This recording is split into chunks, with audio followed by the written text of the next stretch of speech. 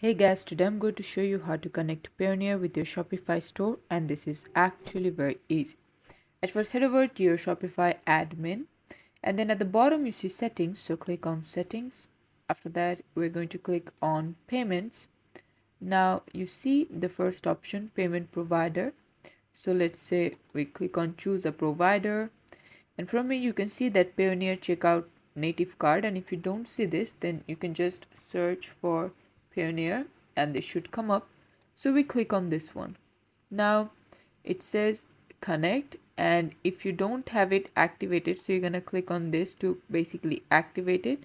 But let's say we click on connect over here and then give it some time, let it load, and once it's done, it says that you're wanting to do this, so you have to install the app.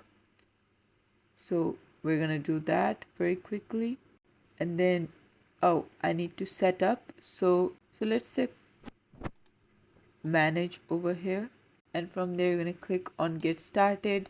And basically what you need to do is actually log in with all of your details, and once it done, they should be available over here where you can click on connect. So do that very quickly, and this is how you can do it. Thanks for watching. Please leave a like and subscribe for more tutorials like this, and I'll see you guys in the next one.